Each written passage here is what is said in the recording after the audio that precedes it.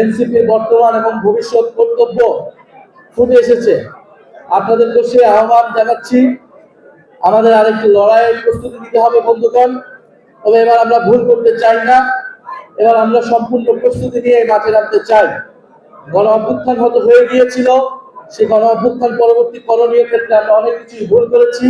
ফলে আজকে দেশের এই বেহাল অবস্থা আবারও তৈরি হয়েছে।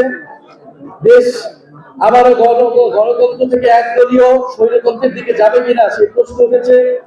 দেশের প্রতিষ্ঠানগুলোকে আবারই, প্রশাসনকে আবার একদলীয়করণ হচ্ছে। বাংলাদেশ ব্যাংকের পরিস্থিতি আপনারা দেখেছেন, মিডিয়ার ভাই বোনেরা বাসের পরিস্থিতি আপনারা দেখেছেন, এবং সর্বশেষ আমরা দুদকের পরিস্থিতি দেখলাম।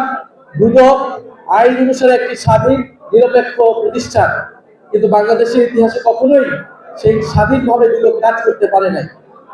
বিএনপির বর্তমান যে নেতৃবৃন্দ মির্জা ফখরুল ইসলাম আলমগীর, উনি এক সময় বলেছিলেন এই দুদক হচ্ছে বিরোধী দল দমন কমিশন। এই আমলেও সেই জিনিসটাই থাকবে কিনা সেই প্রশ্ন আমাদের হচ্ছে। দুদকের চেয়ারম্যান এবং কমিশনাররা কেন পদত্যাগ করলো, সরকার কেন চাপ প্রয়োগ করলো, সরকারের চাপে তারা পদত্যাগ করেছে, সেইটা আমাদের কাছে স্পষ্ট না। সেই জবাবদিহিতা আমরা নিশ্চিত করছি নিশ্চয়ই সংসদে গেলে আমরা একটা কথা বলবো। আপনারা বাইরে যারা জনগণ রয়েছেন, আপনারা তারাও কথা বলবেন। এবং দুদকের পরবর্তী চেয়ারম্যান কিভাবে নিয়োগ হবে, আমাদের দলীয় বিবেচনায় নিয়োগ হবে কিনা, নাকি বিরোধী দলের সাথে আলোচনা করে নিয়োগ হবে, সেই বিষয়ে প্রশ্ন আমরা দেখে যাচ্ছি।